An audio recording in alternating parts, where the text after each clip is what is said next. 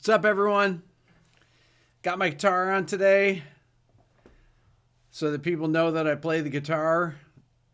For those of you that saw that video a couple videos ago, where it's like I have people come in here for interviews that have no idea. They talk to me like I don't know how to play the guitar. They don't know that I play the guitar because I've only played guitar in 3 videos out of 111 videos this year. But I played last weekend and I'm playing this week. And I'm extending my professional guitar collection sale because I had a bunch of people write to me that they weren't getting paid till the end of the month and the thing ran out. So I'm going to run it one more week starting today through Friday. So 5 more days. It's my 4 guitar courses for $89. That's the Arpeggio Masterclass. We're going to talk a little bit about arpeggios. We're going to learn a lot about how to play the guitar in 30 minutes. Masterclass is really in-depth video course. These are all video courses, along with tab showing you kind of how to practice this stuff, how to practice and learn your arpeggios all over the neck. My Beato Book Interactive, which is my theory course, 500-page textbook, along with dozens of video lectures. It's a music theory course. My ear training program teaches you how to hear this stuff. And then my Quick Lessons Pro, it's like how to put this stuff into action. And that's got 5 hours of video content where I kind of teach a lot of my quick lessons, you know, where I say like that at the end of it. So open up another browser and whenever you're ready, this is a good time to get it. But I'm going to teach you as much guitar as I can in 30 minutes. It's like, okay, well, what would I teach? Some of you are going to be like, well, Rick, this is kind of advanced or it's too fast. And I just want to remind people, YouTube has a slowdown feature. There's a little wheel that you click under the video and you go to 3/4 speed, half speed, or 1/4 speed. So anytime that you're like, I can't follow along with what you're playing, just go down to 0.75 or half speed and you can get it. Okay, and I'm going to try and keep the light on the neck here so you can see where I'm playing things. And you can always screenshot too, right? But all this stuff is included in my courses here. So that's the best way to get it. You get the video courses with the close-ups, and it's got all the guitar grids and everything. Okay, so probably the first thing I would do, one of the most basic things is the 5 positions of the major scale. Now, some of you might say, well, what about the 7 modes of the major scale? No, just to make it simpler, I like to look at it as the 5 positions of the major scale. And those 5 positions are based off the pentatonic scale. So we're going to start with the pentatonic scale so that we know where the 5 positions of the major scale is. Okay, we're going to take the key of G major. So here's position 1 of G major pentatonic. So it's here at the 3rd fret.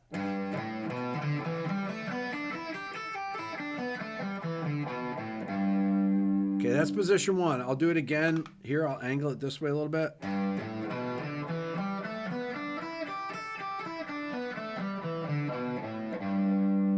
Position 2 is based on the 2nd note of the scale.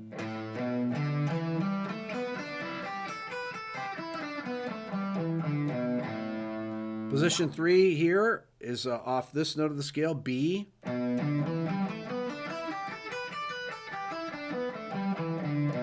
Position 4 is here.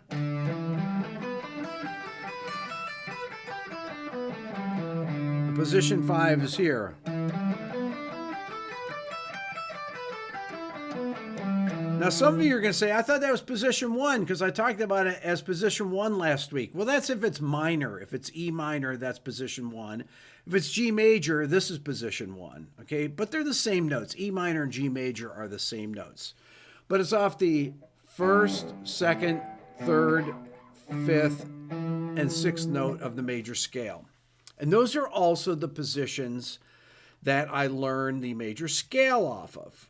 So the first thing to do is master the pentatonic in those positions. And I talked about that last week. You can go refer to last week's video.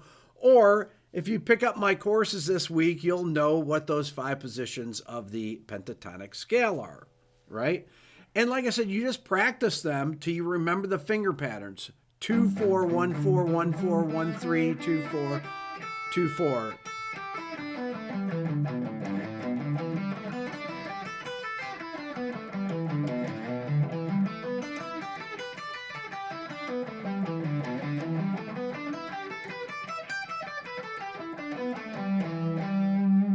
So those are all the notes of G major pentatonic. Next thing I'm going to do is learn the 5 positions of the G major scale. But what notes are they going to be off? The same notes. There, there, there, there, there. First position's this.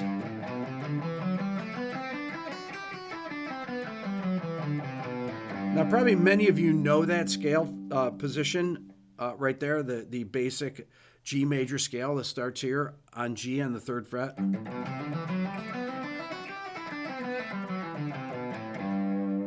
Then you're going to go here off the note A, the 2nd note of the scale. And I literally just think of it like this. 1 3 4 1 3 1 2 4 1 2 4 1 3 4 1 3 4. I like to include those notes. So I go 1 3 4 1 3 1 2 4 1 2 4 1 3 4 1 3 4. That's it. You can just learn it off the finger positions.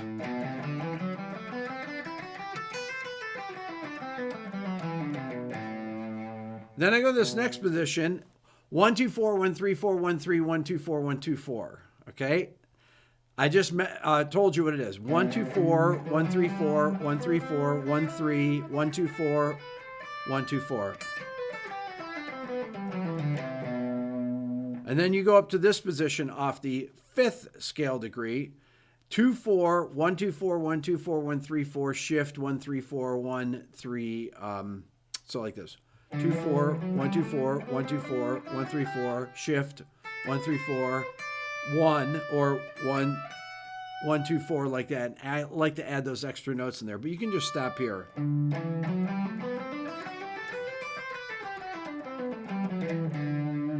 The next position is off the 6th note of the scale, so it's going to be off the note E.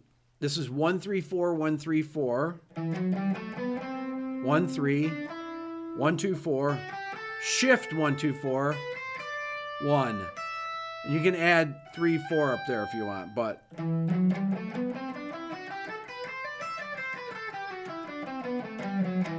then back here.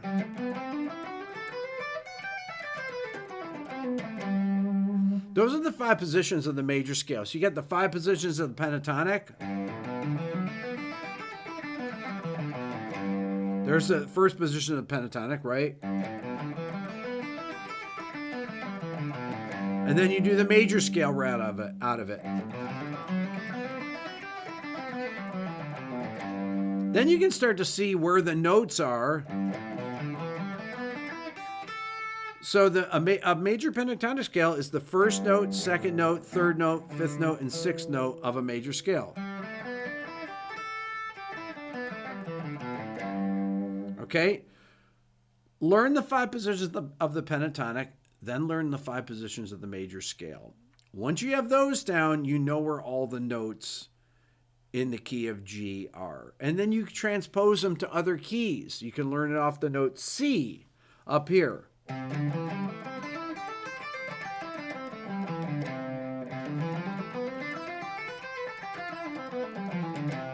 You can learn it off the note A. And then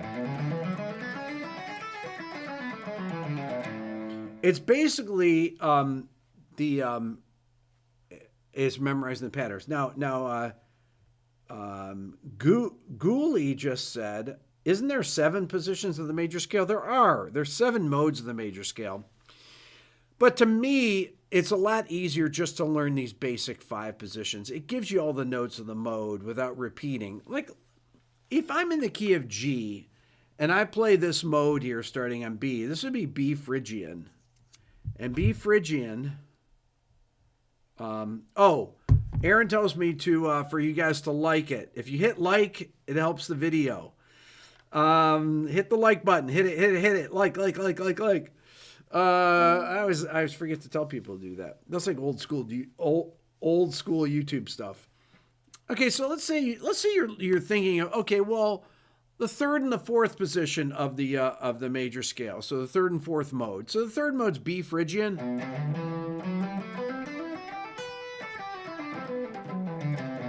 and C Lydian. It's the same thing.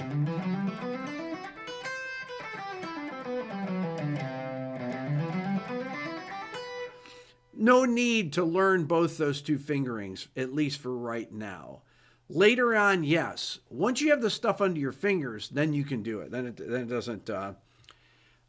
Then you're good. Then you're good. What you want to do, though, is you want to master these major keys. Once you've mastered the major keys, if I master G major, that means I also master E minor because they're the same notes. Okay?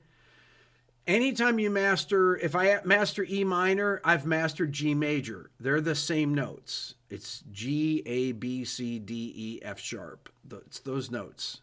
Doesn't matter whether you start on E, F sharp, G, A, B, C, D, or if you start on G, G, A, B, C, D, E, F sharp, G. They're all the same. It's the same notes. Next thing I like to do is to take the triads out of each of the scales. Okay, so then you're starting to get into the chords from the scale. Okay, so in the key of G, the one chord is major, the two chord is minor. So I've got G major, A minor, B minor, C major, D major, E minor, F sharp diminish, F sharp half diminish, and then back to G major there. Those are the 7 chords in the key of G major. So 1, 4, and 5 are major. So G, C, D are major. 2, 3, and 6 are minor. So A minor, B minor, E minor. And the 7th mode is a diminished, okay? But I think the best way to do this is to actually learn the arpeggios off each of these particular notes of the scale. So I'll start on G and I'll go.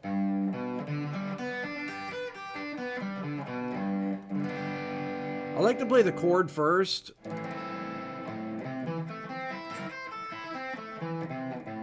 That's A minor, then B minor, then C major. This is actually perfect practice right here. D major. Then E minor. Then F sharp diminish.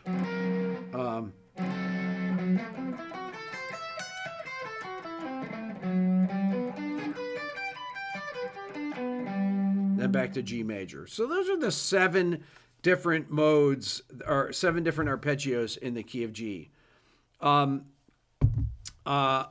all these fingerings for these things are in my courses. You'll find all of these in the Arpeggio Masterclass. At least this part of it is in the Arpeggio Masterclass, right? Are these arpeggio fingerings. And I go through and I teach you how to do these things just like I'm doing now. But you can stop the video and you have the tablature that goes along with it. So that makes it easier to do. So open up another tab. You can click on it. You can buy it now, $89. It's a killer deal for 4 courses. So each course is like, $20 or something like that, a little bit more, $22 a course. I mean, that's nothing. It's not nothing, but it's I think it's an incredibly good deal, since it's about probably 30 hours of video material there for $89. I think it's pretty good deal. Arthur just writes, Rick, I had a bad accident in 2022. Couldn't play for some time. I picked up your bundle pack and I'm playing like a monster again. Awesome, Arthur. That's fantastic. I'm sorry to hear that you're in a bad accident, but it sounds like you're doing better. That's great. So after you do these arpeggios like that, I would go to a second set of arpeggios, and this is pretty much a great practice warm-up, is to play these pentatonics, then play the 5 positions of the major scale, then play each triad associated with the 7 chords of the major scale. Then I would do each spread triad associated with the major scale. So if we're in the key of G, I'm going to do the 4 different inversions of the of each spread triad. So G major, and then A minor, then B minor, C major, D major, E minor, F sharp diminished. Let's see here.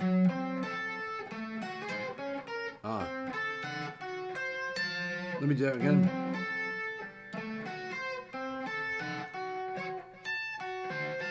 I got to get it clean here. Listen. Ah! There we go. I'm trying to do it while holding the guitar in an unnatural position. If I was holding the guitar normally like this, then I can play it every time like that. But holding it up like this so you guys can see it is a little bit more difficult. So those are the 4 different spread triad fingerings in each position. Honestly, once you know this, you know G major incredibly well. You got it. If you just learn that much, that is amazing right there, because that will teach you so much. And it's like, okay, well, what else can I do in those positions? Well, you can practice. Some of the things that I practiced when I was a beginner is I practiced my scales in thirds. And I would do, thirds would be like this. Let's say just G major. So it's like 1, 3, 2, 5. It's just every other note.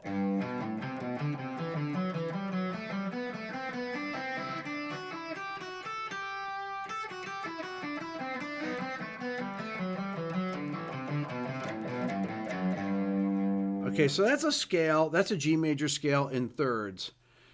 You can also do.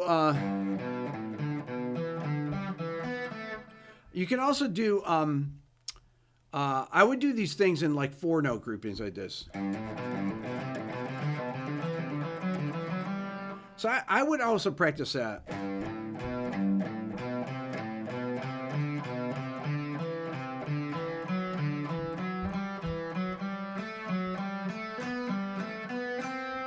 I practiced that all the time when I was a kid.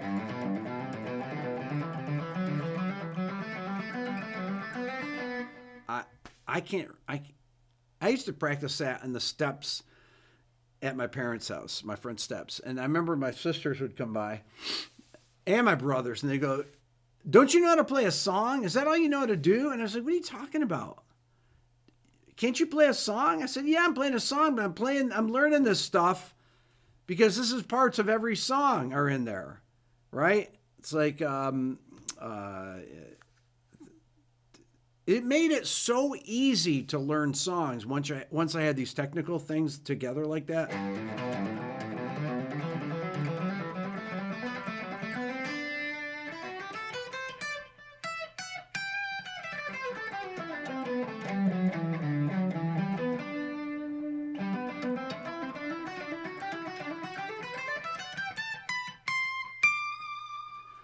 So, you should work on any type of pattern that you want in there. Take those arpeggios that I did, just that G major. It's like, well, what can you do with that? I can go like this. Basically playing it in thirds, descending.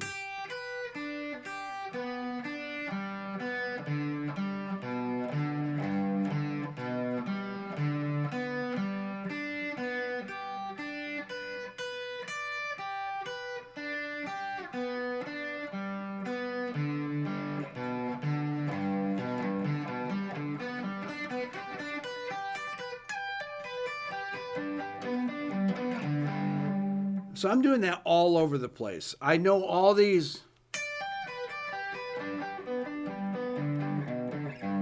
I know where all those fingerings are.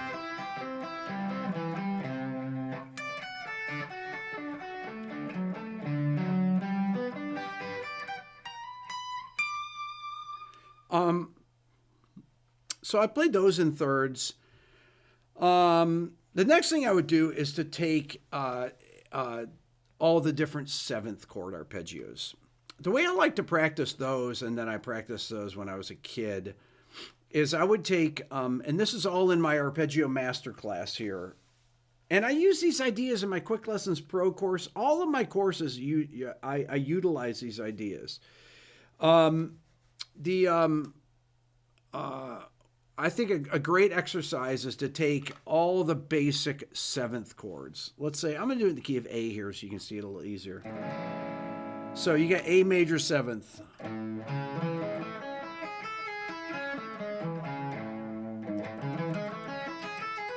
So I like, then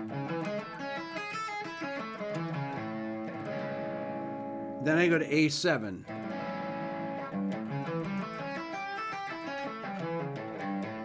I like to put the 7th in there so I have a note to return to. Then A minor 7.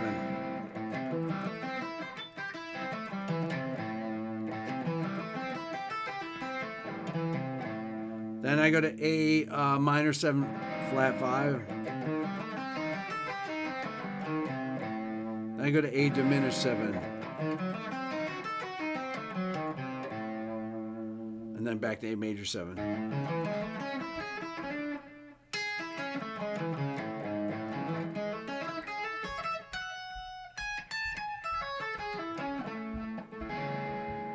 So once I learn them off the root 6 here, there, then I go off the roots on the 5th string.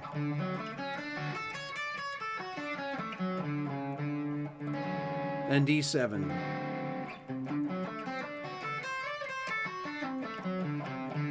Then D minor 7. Then D minor 7 flat 5. Then D diminished.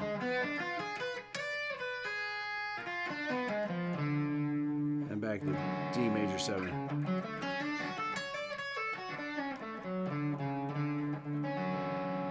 Once you learn the fingerings off the 6th string and the 5th string,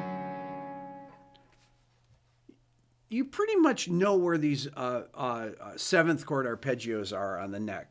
So the way that I divide these things up, if you go to my Beato Book Interactive, for those of you that have these courses or that get my courses now or that have bought them anytime recently, I organize them like this. Like the theory, the Beato Book Interactive theory, it's a theory video course, but it's it starts out by teaching you intervals. Intervals are just the distance between each note, or how each note, or how these intervals make chords and scales, okay? And then once it does that, it teaches you how to build triads, how to build 7th chords. And then it will teach you what chords there are in each major and minor key. And so there's 2 elements to this, or 3 elements. There's the one element in understanding kind of what the theory is. Then there's the practical application of how to play it on your instrument, whatever your instrument is, if it's the keyboard or it's the saxophone, whatever. And then it's the it's the ability to be able to hear them. Like when I hear something, what is it that I'm hearing? If I hear this,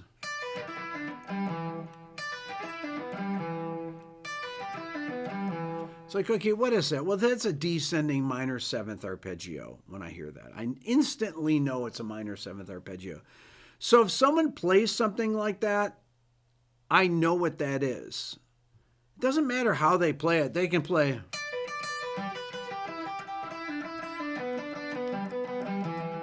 It doesn't matter what it is. Once I hear those notes, I know that that's a minor 7th arpeggio sound, or I know that's a major 7th arpeggio sound. Doesn't matter what order it's played in. It's always, it just has a particular sound to it. So it's the ability to recognize the sound. In my ear training course, I call it the, you develop a vocabulary of recognized sounds, right? So I know what the sound of a regular seventh chord is, a dominant seventh chord. I know what the sound of a major seventh chord is. I know what the sound of a minor 7 flat 5 chord is. So anytime I hear what a minor 7 flat 5 chord, I know what it is. I know the sound of it. I know a diminished chord. I know an augmented chord. I know what all these things sound like. Not because I have perfect pitch, because I've actually spent the time to learn the sounds of these chords. And that's the whole beauty of ear training, is like, how do you actually learn to hear this stuff? Well, when I built the ear training course, I was like, okay, how many lessons is it going to take? And there's 80 video lessons in my ear training course, along with the hundreds of interactive training modules that you can use to practice. It will test you on all interval combinations, seconds, thirds, fourths, fifths, sixths, sevenths. It will train you it will test you on melodic and harmonic intervals, meaning melodic is played one at a time, harmonic are played at the same time, melodic are played separately. It'll test you on chords. Can you hear a major chord from a minor chord? Can you hear a diminished chord from an augmented chord? It will drill you on these things, and you will get better at doing it if you do it every day. And then you get to a point where you don't need to necessarily do it every day. Maybe you can do it every other day. Then maybe do it as a refresher thing twice a month or whatever it might be. But ear training is like anything. It's building a muscle. It's just like working out. Once you build that muscle, very much the same thing. People that exercise early on in life it's easier to build muscle again once you've already developed it. So it's easy. It's quicker to get back in shape if you've been in shape in the past, right? Same thing with ear training. I couldn't play. I've had frozen shoulder since last September. So since I recovered from my heart surgery, and I just started practicing again, and it comes back almost immediately. It's amazing. It really does. You just got to practice a few days, and being able to play things accurately. Once you have the spacing of the stuff, and you can actually just go through and with either hand, it doesn't matter. The stuff comes back quicker. The same thing with your ear. Your ear comes back quicker, or you learn to recognize things, or you'll always recognize it. Once you can recognize what an add 9 chord is, or an add 9 arpeggio, and you hear it,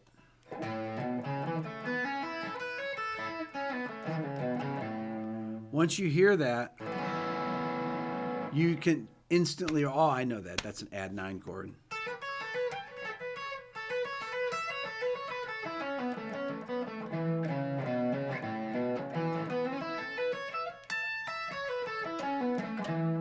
That's all just A major add 9 arpeggio. Here's A major add 9 chord, or this. Hear the chord.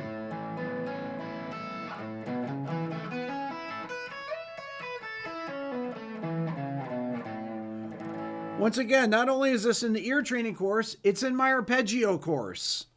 How to play all those add 9 chords like that, because they sound cool. I love that sound.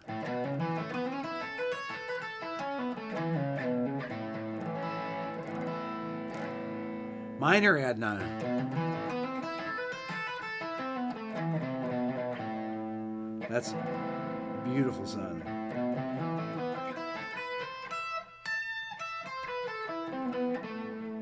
That's minor add 9 up there.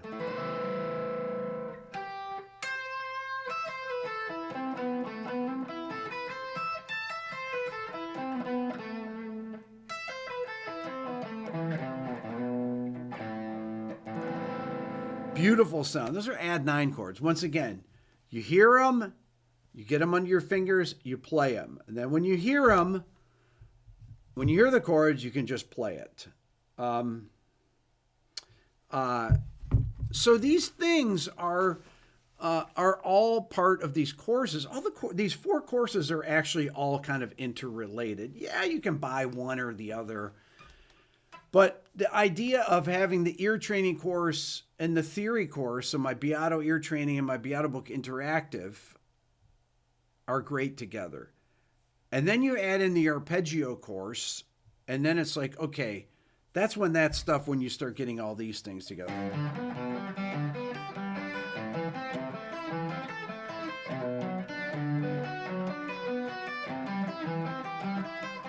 I love the sound of those.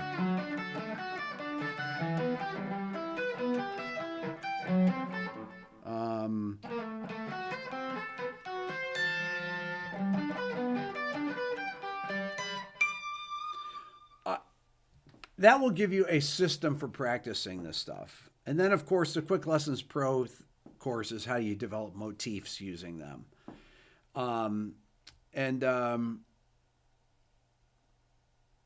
Ad Rock, I received my first Nielsen poll and listed Rick Beato as my most watched show. Boom!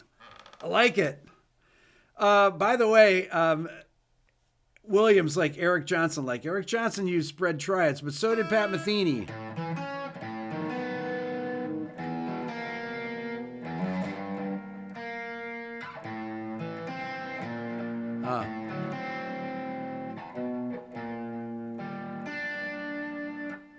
That's from Unquity Road off of Bright Size Life, which came out in 1975, long before Eric Johnson. I learned these things long before Eric Johnson. I'm going to make a video about that. And I just want to say, for those of you that watched the Billy Strings video, that he was amazing. Billy's incredibly great. What a great guitar player. What a nice guy too. That was very fun having him in here. I'm glad that people watched that. That was really cool. So like I said, open up a new tab, click on the link that Aaron put in here or Mike, and you can get these 4 courses for $89. I'm keeping the sale going for the rest of this week. For those of you that just got paid at the end of the week, $89 for 4 courses. So it's like $22 a course. That's super cheap. You guys are amazing. Thank you, Michael. Appreciate that. I hope you guys have a great rest of your weekend. I know we're kind of back to the grind tomorrow. I work on weekends. I work every day of the week, but I'm going to take the rest of the day off today. I had a cold this week. I feel good today though, but I had a cold. Felt kind of run down for a couple of days, but I'm kind of back to it now. So you guys are the best. Thank you. Have a great week, and we'll talk soon. Okay. All right. We'll see you guys.